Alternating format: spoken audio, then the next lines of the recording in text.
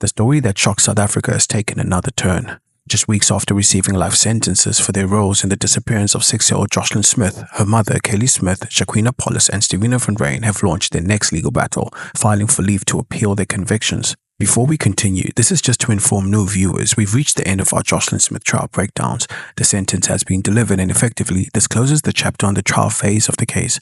But this is not the end of the Joshlin saga.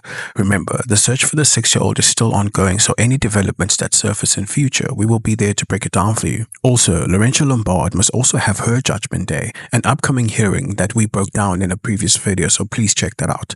However, most importantly, we will relaunch our true crime podcast, Crime Central South Africa, with a thorough deep dive into the Joshlin Smith case that will premiere soon on Spotify and Apple Podcasts. The link to those channels we'll leave in the description. We will also soon be launching Season 2 of Unsolved Murders SA, a podcast series that focuses on unresolved cases in South Africa, particularly those that have gone cold over the years. Thank you for the subs, likes, shares, and comments. It really helps us, a small self-funded media publication, in our mission to tell South African stories in a meaningful way. The leave to appeal their convictions is a move that many expected, but still it reignites pain in a case that has already left a gaping wound in the community of Deersville.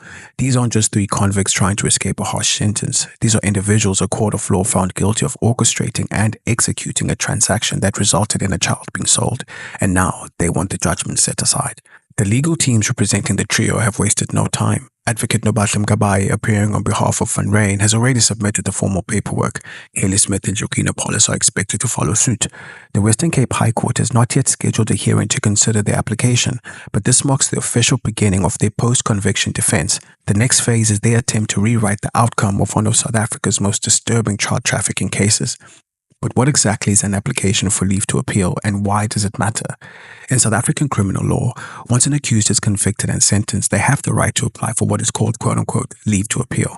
This is not yet an appeal, it's a request, a plea to the very court that sentenced them, asking for permission to have their case reviewed by a higher authority.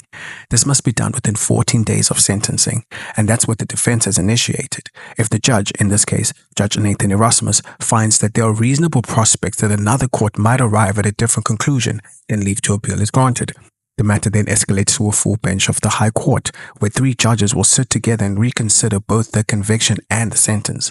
However, if Erasmus denies this request, the door isn't entirely closed. The defense can then petition the Supreme Court of Appeal in Bloemfontein, but that court only hears cases that deals with issues of law or cases that carry the potential to reshape legal precedent. The SCA does not exist to relitigate facts. It exists to determine whether the law was applied correctly and fairly. The state is preparing to push back. Senior State Advocate Aradana Harriman has already gone on record saying the prosecution is confident in the outcome. Open quote, "We are confident that the outcome was sound," close quote, she said, adding, open quote, "We will be defending the judgment with full force at every level," close quote. This is not a case the state intends to surrender easily. The prosecution believes the conviction, particularly for human trafficking under South Africa's Prevention and Combating of Trafficking in Persons Act, or the PACOTIP Act, was well supported both in law and in evidence. That belief will now be tested in court again. And while the legal machinery turns, the public remains rooted in the devastation of what this case represents. To understand the stakes of this next phase, we need to revisit what has just happened and why the verdict hit so hard. On Friday, the 29th of May 2025, Judge Nathan Erasmus delivered judgment in a case that has been unfolding since Joshlin Smith disappeared in February 2024. From the outset, the state made it clear that it was pursuing a conviction on the most serious charge available, human trafficking. This was a bold strategy. Without a body, without direct evidence of Joshlin's final whereabouts, prosecutors relied on a matrix of circumstantial evidence and one explosive testimony from Section 204 witness Lourentia Lombaard. The court accepted that Joshlin was sold for 20,000 Rand. It accepted that her mother, Kelly Smith, was the one who initiated the transaction. It accepted that Appollis and Van Rhyn executed the plan, with Joshlin's own mother delivering her to an unknown buyer. In handing down sentence, Erasmus was emphatic. Each of the accused was given life imprisonment for trafficking, a sentence that reflects both the gravity of the crime and the state's ability to successfully prosecute such a charge without the victim present. They also received an additional 10 years each for kidnapping. But Erasmus didn't stop there. He took the opportunity to speak directly to the broader failures that allowed this tragedy to occur. He referenced Deersville's drug-infested streets, poverty, and the social neglect that Kelly Smith had endured. He noted how social workers, family members, and the system at large failed to intervene early. Open quote, "We failed," close quote, he said. Still, the judge was resolute. Past neglect did not excuse what happened to Joshlin. The mother-child bond had been severed not by poverty, but by betrayal. Kaylee Smith, Erasmus concluded, had orchestrated the sale of her daughter with full awareness of what she was doing. Van Rhyn, meanwhile, was described by social services as a danger to society, someone who had already shown a pattern of violent crime, and whose role in Joshlin's disappearance fit into a larger picture of disregard for human life.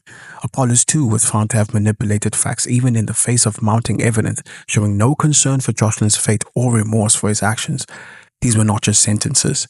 They were statements, declarations that in a society fighting against the trafficking of children, complicity will be met with the harshest possible consequence. And yet, one major figure in this case remains in legal limbo, and that's Lourentia Lombaard. She's the woman whose testimony helped secure the convictions. She admitted to being present during critical moments. She admitted to knowing Joshlin was being sold. She admitted to accepting 1,000 Rand as a cut of the sale, but she did not participate in the delivery of the child. In exchange for a full cooperation with the prosecution, Lourentia was granted conditional protection under Section 204 of the Criminal Procedure Act. This means she could avoid prosecution, but only if the court is satisfied that she told the whole truth. And that's where things now stand. No date has been set for her immunity hearing.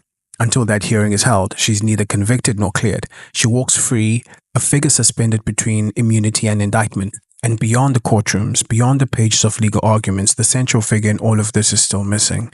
Joshlin Smith has not been found. Searches have taken place. Volunteers, authorities, and private investigators have combed through lands and leads, but as of today, there is no confirmed update on where she is or whether she is even alive still. That silence is what makes the appeal effort so controversial. The convicted parties are exercising their legal rights, but the family and community are still without answers. No closure, no remains, no truth beyond the version offered in court. The application for leave to appeal may delay justice further, but it can't erase what's already been said on the record, that a child vanished, that a life was priced at 20,000 Rand, and that those who orchestrated it now seek a way out. For now, the next date on the calendar is yet to be announced, but make no mistake, South Africa will be watching closely, because while the courts debate legal grounds, a child's fate still hangs unresolved. This brings us to the end of our breakdown. If you made it this far in the video, thank you for watching. While we've reached the end of the Joshlin Smith trial, we've more content planned, more cases to unpack and true crime stories to dive into. So believe me when I tell you, subscribing to our channel and turning on those post notifications is absolutely necessary.